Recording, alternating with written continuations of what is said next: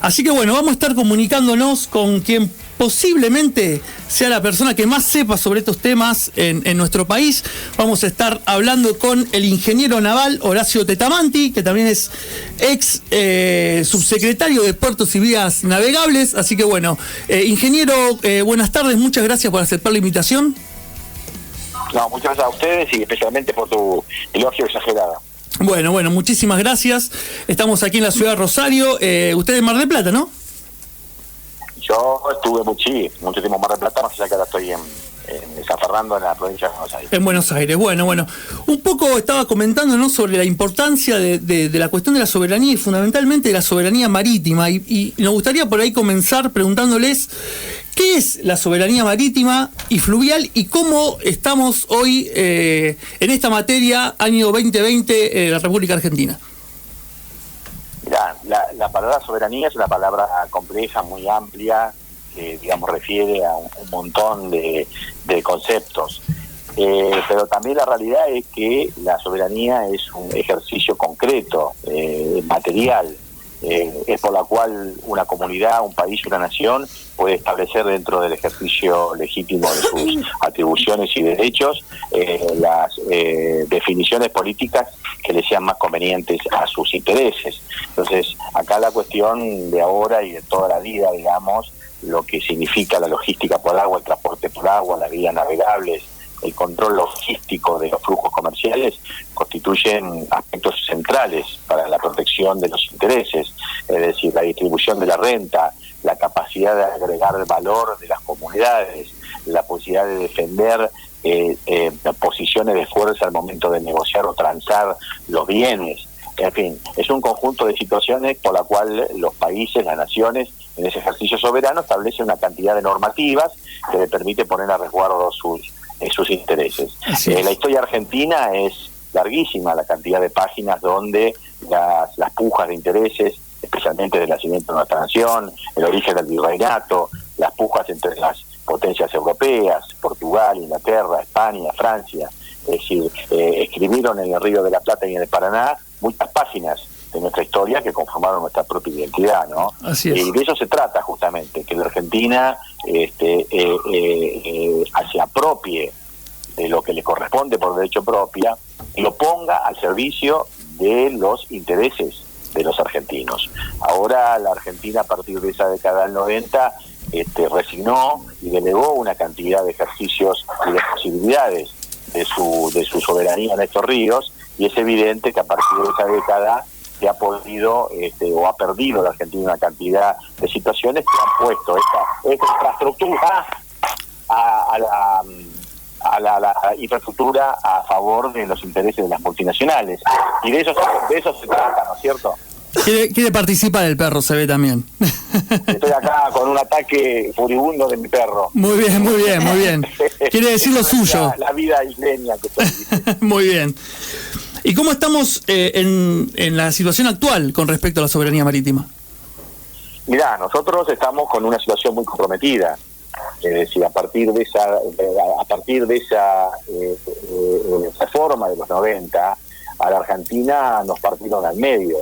Es decir, lo que era una continuidad soberana desde Posadas, desde Barranqueras hasta Ushuaia, de una Argentina potente fluvial, de una Argentina potente marítima interconectada con soberanía, nos partieron al medio con una estructuración de unas vías navegables artificiales que nos obligan a pasar por Montevideo, seccionan la Argentina fluvial de la marítima, le impiden la posibilidad de comunicarse libremente entre ellos, y bueno, eso facilitó, digamos, que la Argentina cediera la soberanía del Paraná a las grandes exportadoras de cereales que prácticamente se apropiaron del río Paraná y lo pusieron al servicio de la protección de su propia renta, y la Argentina marítima quedó completamente, digamos, resguardecida o fuera de toda posibilidad de conectarse con la Argentina fluvial y marítima, ¿no? Bueno, eso claro, genera este tipo de situaciones que hacen que hoy, a la luz del conflicto con Vicentín, veamos la cantidad de pérdida del poder fiscalizador del Estado, produciendo pérdidas ya no solamente para el Estado Nacional, sino también para los productores argentinos que se ven, digamos, debilitados en su poder de negociación con estas grandes exportadoras, ¿no? Claro. Ingeniero, viendo algunas entrevistas que usted estuvo realizando últimamente, en una comenta un decreto, ¿no?, que durante el gobierno de Cristina Kirchner se firmó, el 1108, ¿no?, dígame si me equivoco, y que rápidamente Macri, apenas asumido el 2016, lo deroga. ¿A qué se debe esto? Bueno, esa fue una resolución que me tocó firmar por instrucción de la presidenta en aquel momento, en mi calidad de Autoridad Portuaria Nacional, como secretario de Puertos de la Nación. Y fue una resolución histórica, una resolución que realmente uno la recuerda con mucho orgullo por haber sido el brazo ejecutor de esa lapicera que estampó la firma en ese decreto, y acompañar a la presidenta en una decisión histórica que fue, digamos, reafirmar frente a la intransigencia uruguaya o la negativa del Uruguay de ponerse al servicio de una verdadera integración al servicio del trabajo local, no al servicio de la renta de las multinacionales, la necesidad de que acompañara tanto al Brasil, porque esto es una posición que no es solamente de Argentina, sino también de Brasil, e incluso del Paraguay, que tenían como objeto defender la flota de bandera argentina, por supuesto, paraguaya o brasilera, para ser defendidas de aquellas banderas de conveniencia, ¿no?, que, digamos, de paraísos fiscales que tanto daño hacen de todo punto de vista. Bueno, la negativa del Uruguay de sumarse a un esfuerzo colectivo del Mercosur para poder defender el cabotaje nacional de cada país regional, hizo que nosotros planteáramos la necesidad de que las cargas argentinas salieran por puertos argentinos.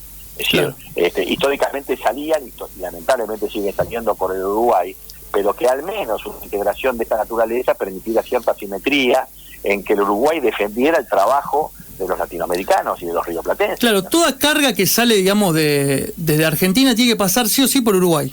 Es así, ¿no? Claro, este canal que hemos heredado históricamente y consolidado fundamentalmente a partir de aquel histórico pacto Roca-Ruseman, hace que obligatoriamente la Argentina, en vez de salir con un curso natural al Atlántico por aguas naturales, aguas soberanas, desvía su curso y se dirige a Montevideo, con lo cual hoy todo buque que viene de Argentina en su comercio exterior, hay que decir claramente que todos los buques que vienen al estuario del Río de la Plata lo hacen atraídos por la economía argentina. Claro. El 80%, 85% de los buques que ingresan al Río de la Plata lo hacen con destino a la Argentina. Sin embargo, esta enorme cantidad de barcos que vienen por la Argentina y no por otra cosa, están obligados a pasar por Montevideo y no pueden ingresar a la Argentina si antes no hacen uso de la infraestructura portuaria que ofrece el puerto de Montevideo.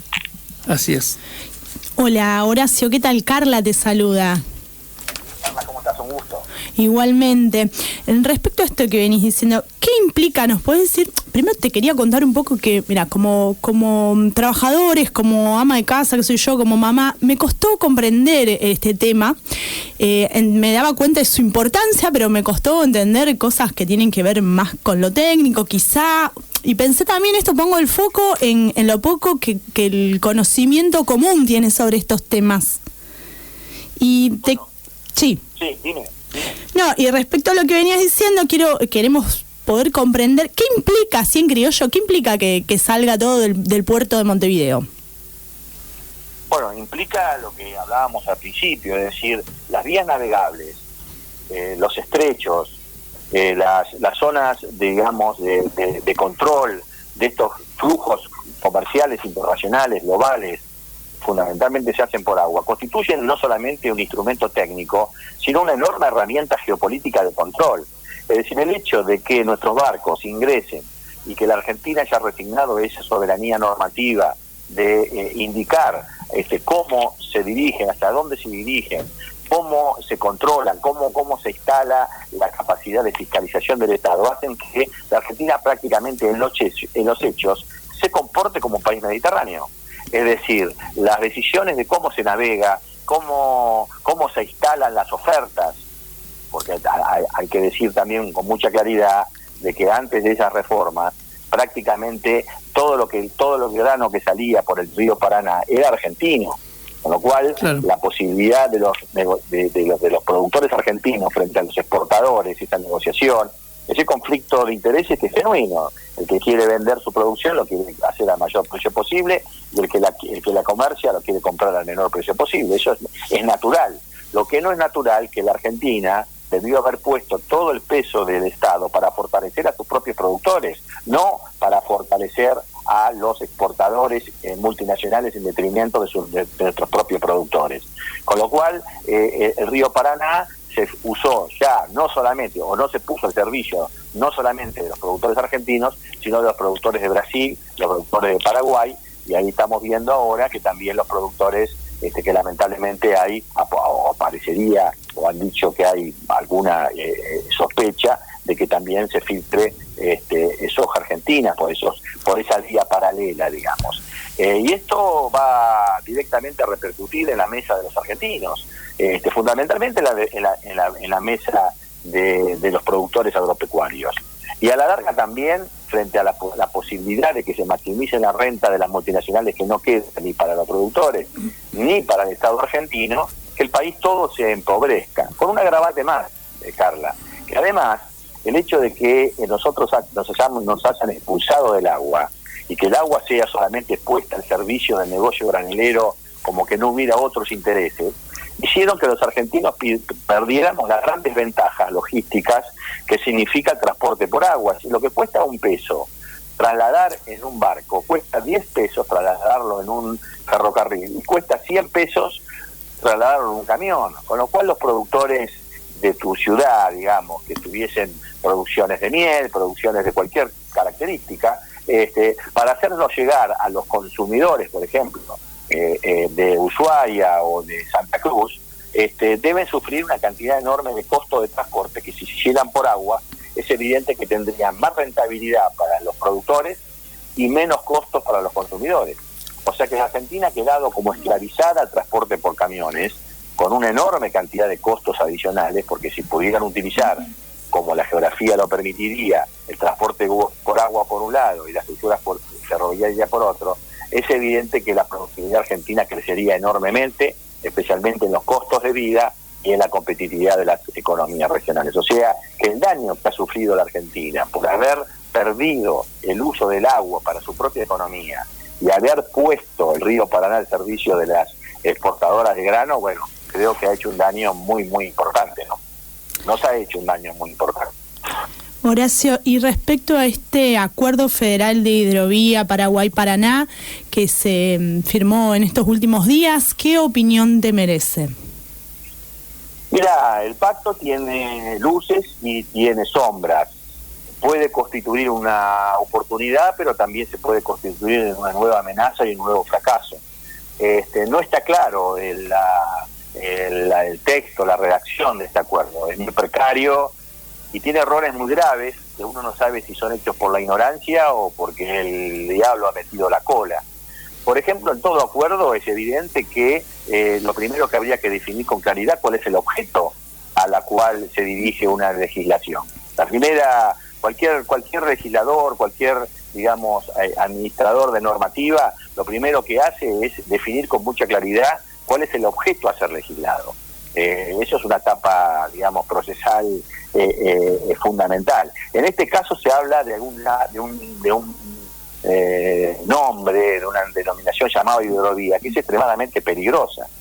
Primero porque si uno quisiera preguntarse qué es una hidrovía, a nosotros que fuimos a la escuela pública, nuestras maestras nos indicábamos que teníamos que ir al diccionario Capeluz y buscar la palabra para encontrar su significado. La palabra hidrovía es extraña al español, al castellano, en nuestro idioma, no figura, no es castellana la palabra, no es española, como primer cuestión. Y segundo, se refiere refiere a un supuesto sujeto geográfico inexistente. Nosotros en la escuela sabemos bien, porque las maestras nos han enseñado, nuestras maestras de la escuela pública, qué es el río Paraná, qué es el río de la Plata, qué es el río Uruguay, qué significa una cuenca, qué significa un estuario, qué significa un afluente. Eso lo aprendimos en la escuela pública, gracias a Dios, a la Sagrada Escuela Pública. Ahora, la palabra hidrovía nunca nos enseñaron. ¿Qué es, un préstamo de otro idioma? ¿Cómo? Como decís que no es de... Claro, no corresponde, no es una palabra castellana. Si yo si yo le pregunto a alguien qué es hidrovía, no me la va a poder definir porque la va a ir a buscar a la diccionario, no la va a encontrar. Y no la va a encontrar porque no es una palabra castellana. O sea que ya el presidente, que es abogado, que debería ser un poquito más riguroso en términos de la lingüística y el uso del castellano, me parece que los abogados tienen que tener una responsabilidad adicional. Ha sido un poquito, digamos, superficial al admitir esta palabra. Y además, digamos, lo importante que no hay un sujeto referido. Se habla de una hidrovía cuando en realidad no está definida. Podríamos definir la primera vez que irrumpe estos, yo los llamo virus lingüísticos, que aparecen de vez en cuando en los modelos de colonización, aparece en la década del 90, en lo que era el Tratado de Hidrovía, Paraguay, Paraná, Puerto Cáceres, Nueva Palmira. Eso era lo que el objeto definido en el Tratado de Hidrovía. Es evidente que lamentablemente tenía firmas de argentinos que nunca lo debieron haber firmado, pero se firmó de esta forma. Ahí, más allá que usaba la palabra hidrovía, describía un sujeto geográfico extraño, amañado, digamos, artificial, que era conformado por una parte del Paraguay, río Paraguay, por una parte del río Paraná y por una parte pequeña del río Uruguay. Eso era esta famosa hidrovía que se había definido. Ahora, este acuerdo que se hace, uno cuando lo lee no sabe bien de qué se estamos hablando. Si hablamos del río Paraná, si hablamos del río Paraguay, y si uno cuando lo escucha al presidente, cuando explica o dijo que tenía este tipo de acuerdo, parecería ser que el presidente habla del río Paraná. No sé si vos qué entendiste, pero siempre, y además, si habla del río Paraná y dice que él cree que el río Paraná debe ser manejado por las provincias que lo contienen, podríamos discutir, yo no estoy de acuerdo con eso, pero tendría cierta coherencia. Ahora, me parece que el presidente o fue engañado o lo han asesorado mal, porque cuando se usa justamente esta palabra tan nefasta, hidrovía, que es una especie de mutante conceptual, que a modo de Pac-Man, al no estar definido, se puede comer cualquier cosa que pase. Parecería que se comió el Río de la Plata. Claro. Con lo cual, si fuera así, si la palabra hidrovía que entiende el presidente cuando firmó lo de ayer incorpora el Río de la Plata, ahí estamos hablando de otra cosa. Estamos hablando de que, por ejemplo, el Río de la Plata es la única salida al mundo que tiene la Patagonia. O sea, en ese sentido yo discrepo con la visión del presidente de pensar que el Río de la Plata solamente está interpretado desde los intereses de los exportadores de grano, cuando realmente muchos intereses nacionales pasan por el Río de la Plata, con lo cual mal podría ser manejado por 5 o 6 provincias nada más. Es decir, la Patagonia quedaría, digamos, supeditada a decisiones de provincia que ponen el Río de la Plata sobre una única visión, que es el interés de los exportadores de grano. Más allá que ello es discutible, pero si fuera así, parece que no parece ni siquiera constitucional, ¿no? O sea que yo creo que ese articulado que ayer se firmó, me parece que adolece de cuestiones muy graves, muy complejas, que me animan a pensar que me parece que es demasiado grave para ser explicado solo por la ignorancia. Yo estoy preocupado. Si de ahí hay algunas cuestiones que se han incorporado, que me parece que es que el diablo metió la cola. Por eso te digo, es un texto tan difuso que puede ser una oportunidad. Por fin el Estado Nacional echó la visión necesaria de retomar el control de Paraná. Eso es una cara positiva.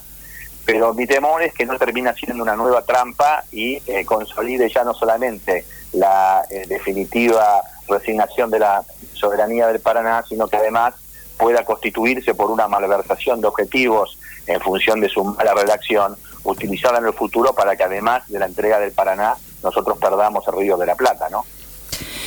El acuerdo menciona algo sobre el canal Magdalena, que nos podrías contar qué es el canal Magdalena, que por lo que hemos estudiado es la propuesta que ustedes... Mucha preocupación, porque nosotros estamos militando la necesidad imperiosa que para poder poner a protección nuestra soberanía alimentaria, de comercio exterior, de la navegación, de la soberanía del Paraná, de la soberanía del Río de la Plata, de la soberanía del Atlántico Sur, del fortalecimiento de la posición argentina frente al conflicto de Malvinas, del fortalecimiento de la posición argentina frente al conflicto de la Antártida o al debate por la Antártida. Es decir, son muy graves y muy serios los conflictos que tiene Argentina, y nosotros entendemos que esta situación anómala de tener la Argentina partida al medio, digamos, segregada, dividida, de la Argentina fluvial por un lado en manos de las exportadoras de cereales y el Atlántico Sur controlado por Montevideo, nos parece que es una situación extremadamente compleja y que nos debilita mucho a la geopolítica argentina, y que es necesario removerla con una decisión infraestructural, pero de un fuerte contenido geopolítico, que es la constitución o la construcción del Canal Magdalena, que tiene como objeto unir por el camino más barato y más corto la Argentina fluvial y marítima y reintegrar la Argentina. Ese es el significado del Canal Magdalena. Es evidente que contra el Canal Magdalena, que también hay que decir que de la misma forma que nuestra presidenta Cristina no solamente decidió avanzar con la 1108, sino que también decidió, con una enorme, creo que es una decisión, una de las más grandes desde el punto de vista geopolítico de los últimos 100 años de la Argentina, avanzar con la construcción del Canal Magdalena, que después, por sabotaje de los propios nuestros, de estos infiltrados que siempre se ponen en los gobiernos populares, y con la derrota del 2015, lamentablemente quedó cajoneada, ¿no es cierto? Esta obra es independiente de la exportación de granos, no tiene nada que ver con la exportación de granos, tiene que ver con una gran necesidad de Argentina de reforzar su debilidad geopolítica en el Atlántico Sur, y que me parece que haberla vinculado a este engendro que se quiso firmar ayer, que te voy a repetir, me parece que está muy mal redactado, que no sé si es por ignorancia o por mala fe. Tengo temor, como decía el general Perón, ¿no? Cuando vos no querés hacer algo, create una comisión para que te lo analicen. Y dice un párrafo que a mí me preocupa, dice, analizará la posibilidad de estudiar el Canal Magdalena. Claro, habla de un estudio. ¿Cómo? Sí, claro, habla de un estudio, de que sería una licitación para un estudio. Y eso es importante, que se sepa que es mentira, que es falso, y que me llama la atención que el Estado Nacional ponga ese párrafo ahí, porque el Canal Magdalena ya ha sido totalmente estudiado, no hay nada que estudiar. Se agotaron todas las instancias necesarias y suficientes para acreditar la factibilidad técnica, económica, ecológica, hidráulica del Canal Magdalena. Y se han hecho todos los estudios, están homologados y están depositados en el Estado Nacional, con lo cual no hay nada que estudiar. Hay que decidir si la Argentina vamos a decidir a ponernos de pie y recuperar la soberanía que nos corresponde en el Atlántico Sur, en el Río de la Plata y del Paraná, o no llenar con palabras huecas de estudios para hacer estudios. Estamos viendo ahora una gran cantidad, una operación mediática para calificar al Magdalena como una obra faraónica. Yo acredité que el dragado del Canal Magdalena, que pone a resguardo el patrimonio de toda la cuenca del Plata y del Atlántico Sur, con su enorme valor, que debe ser más o menos 100 veces la deuda externa, cuesta 10 veces menos que el Paseo del Bajo. O sea que la verdad que a veces, y que está sujeto a estudios faltantes, que no falta ninguno. Es importante que se sepa que es falso decir que se va a estudiar el Magdalena, porque el Magdalena no hay nada que estudiar, porque ya está todo estudiado. Lo que hay que hacer del Magdalena es tomar una decisión de hacerlo o no hacerlo. Decisión política. Yo también sugeriría, y me preocupa mucho, que el presidente debe saber que el tiempo corre en contra de los argentinos. Claro. Es decir, nosotros cuando empezamos a hablar ahora, y en este momento somos más pobres. Claro. El esquema logístico que tenemos instalado nos empobrece minuto a minuto. Con lo cual, hacer estudios, que por otro lado ya están hechos, someter decisiones a comisiones que nunca finalmente van a ser copadas para que nada se defina, lo que hace es consolidar un status quo que nos perjudica minuto a minuto. El tiempo corre en contra de los argentinos. Los argentinos, cada momento que pasa, somos más pobres con este esquema colonial que nos han implantado. Con lo cual hay que cambiarlo y removerlo rápidamente. No hay que hacer ningún estudio ni someter a ninguna comisión. Hay que tomar la decisión de hacerlo. Y eso me parece que no veo en el presidente que tenga clara conciencia de estas cuestiones, ¿no? Horacio, buenas tardes, soy Diego. Diego, ¿cómo estás? ¿Qué tal, Horacio? ¿Cómo va? Te quiero hacer una pregunta que justamente viene a colación con lo que vos estás marcando, con esto de que cada momento somos un poco más pobres y los costos nos vienen más fuertes. ¿Hay una posibilidad de que por la bajante, de algún modo impulsada por una decisión geopolítica de Brasil en el Paraná, haya un aumento, o sea, en los costos logísticos por imposibilidad de navegación? Sí, decime. Por imposibilidad de navegación, digo, que pueda darse un aumento de los costos logísticos.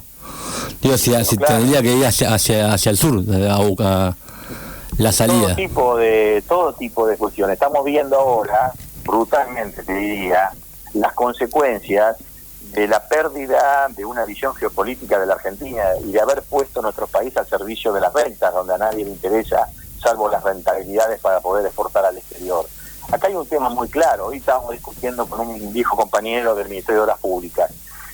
La vieja táctica o estrategia del gobierno argentino, de nuestro glorioso Ministerio de Obras Públicas, era dragar, porque el Estado era el que dragaba, acompañando los perfiles naturales de la orografía, es decir, no violentar la naturaleza, sino de alguna forma encauzar y respetar los cauces naturales y profundizar en las situaciones que está.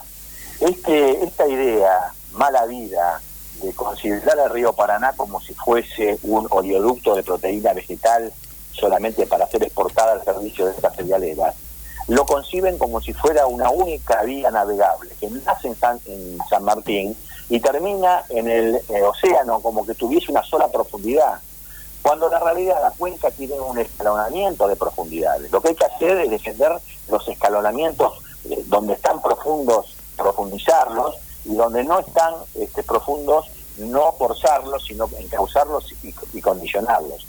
Por eso esta cuestión antinatural de seguir profundizando el Paraná, más allá de los actuales, lo que hace es dejar a la Argentina muy vulnerable, porque el hecho de tener una profundidad artificial que depende del caudal del Paraná, que a su vez depende de políticas hidráulicas de terceros países, al menos el funcionario responsable, que debería ser un erudito y no un improvisado, tendría que advertir que eso no deja de ser una contingencia que debe ser considerada. Es decir, para hacerte un ejemplo, la onda de lo que es la profundidad de los ríos, el caudal del Paraná, yo te diría que influencia fuertemente hasta la altura o hasta el paralelo que pasa por la ciudad de Zárate, por ejemplo. A partir de ahí, los ríos empiezan a estar determinados ya no por el Paraná, sino por el Río de la Plata.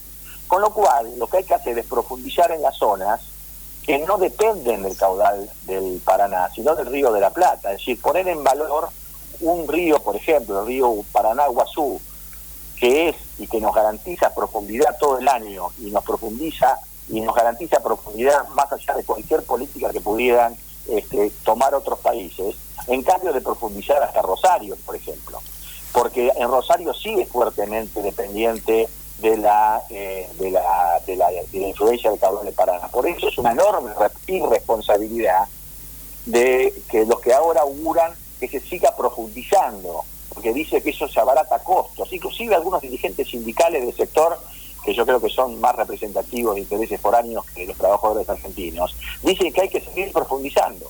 Ahora, para profundizar un metro en Rosario hay que gastar cientos de millones de dólares.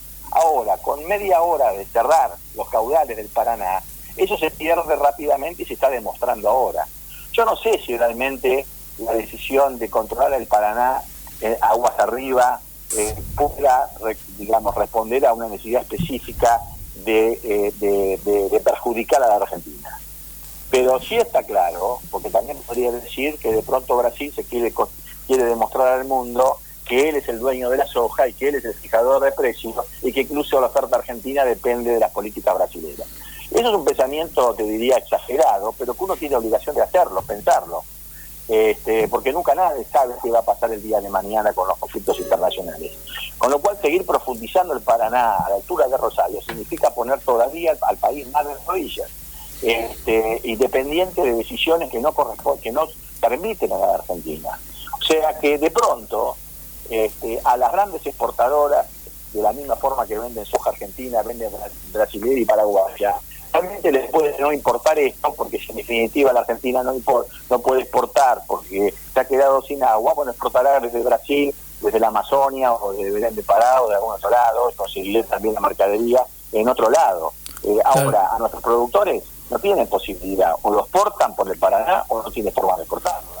Claro. Salvo el 14 o 15% de lo que sale porque Bahía Blanca, el 85% sale por Rosario en buques.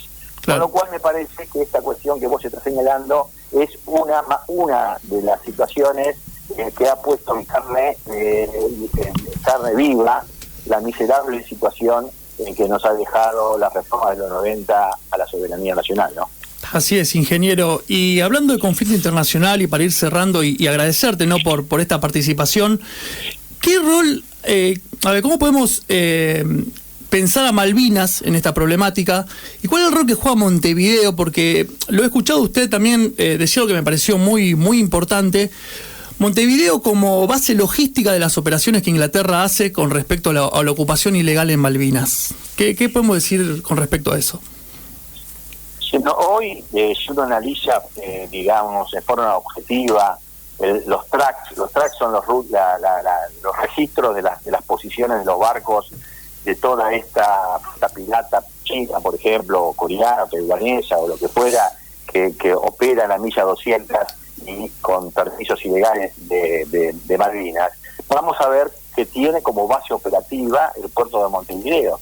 Es decir, la pesca es una actividad compleja, necesita puntos de referencia logística, de reparación, de abastecimiento. Es decir, es difícil sostener una operación de pesca en el Atlántico Sur si uno no tiene una cabecera de playa fuerte en un determinado lugar cercano. Se puede pescar en el Atlántico Sur teniendo una base en Sudáfrica o en otro lado. En este caso, Montevideo es el que factibiliza toda la pesca ilegal del Atlántico Sur.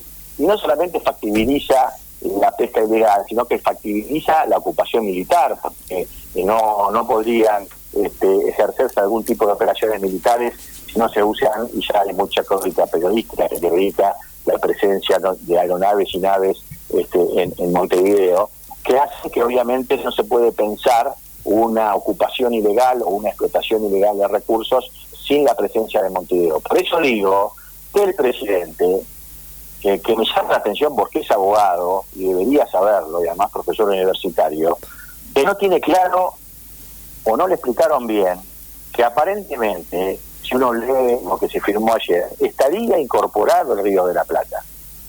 O sea, pensar que el Río de la Plata solamente tiene un significado para la Argentina en función de la exportación de granos, me parece que es una enorme irresponsabilidad y una claudicación muy seria. Vos lo estás diciendo muy bien. Montevideo se desarrolla por la presencia de este canal que nos obliga a engordarlo. Justamente te digo un dato. Cuando vos me dijiste la 1108, cuando firmamos la 1108, al día siguiente Montevideo había perdido casi el 80% de su carga, con lo cual se demostró que el desarrollo de Montevideo está hecho por la Argentina y por la carga argentina. Claro. Con la curiosidad que nosotros estamos desarrollando un puerto que a su vez es la base operativa de las personas o de los proyectos que tanto daño nos hacen. Con lo cual me parece que el Río de la Plata tiene un significado de una enorme proyección a lo que vos decías, que es imposible reivindicar la soberanía en Malvinas o el Atlántico Sur entregando el Río de la Plata. No es un teatro de operaciones independiente. El conflicto de Malvinas no es independiente del conflicto del Río de la Plata, está enormemente vinculado, con lo cual las políticas argentinas del Río de la Plata son determinantes en el condicionamiento de sus políticas proyectadas hacia el Atlántico Sur. Con lo cual, el Río de la Plata, si fuese chupado o absorbido por ese Pac-Man tan nefasto de la palabra hidrovía, que aparentemente en algunas partes se podría llegar a considerar que lo que firmó el presidente ayer, está el Río de la Plata, y yo creo que el presidente no advirtió esto, que le metieron en el medio del Río de la Plata. Decidir que el Río de la Plata lo van a definir las políticas cerealeras de las grandes multinacionales o eventualmente un par de provincias. Me parece que hay ahí un tema que nos debería preocupar, ¿no? O sea, lo que podría ser una oportunidad de volver a tener un control sobre Paraná, de pronto se puede convertir en una enorme amenaza, ¿no? Bueno, entonces vamos a seguir de cerca este tema. La verdad que, bueno, vemos, ¿no?, cómo los intereses están sumamente fusionados y cómo, digamos, todo tiene que ver con todo, y cómo el Río de la Plata es tan importante, hasta inclusive para poder volver a discutir y nuestra soberanía en las Islas Malvinas. Así que, bueno, ingeniero, la verdad que te agradecemos muchísimo el haber aceptado esta entrevista y esperemos tener contactos futuros. Ojalá esté a su disposición, y esto, ustedes que son los jóvenes, para el futuro que viene, presten atención, porque el futuro de la mesa de todos ustedes y de sus hijos y sus nietos futuros depende mucho de esto. Si Argentina pierde el Río de la Plata, seguramente va a tener fuertemente condicionado su posibilidad de futuro progreso, ¿no? Bueno, dejamos como hipótesis este tema y bueno, lo volveremos a retomar. Muchísimas gracias, ingeniero. Y bueno, nos estaremos conversando para volver a charlar estos temas sobre soberanía marítima y tan importantes para todo el pueblo argentino. Gracias, Horacio. Hasta la próxima. Y les agradezco que me permitan compartir estas ideas con su audiencia. No, por favor. Muchas gracias a vos. Bueno, ahí pasaba el ingeniero naval Horacio Tetamanti. Bueno, me parece que más que interesante. Vamos a una tandita y ya volvemos.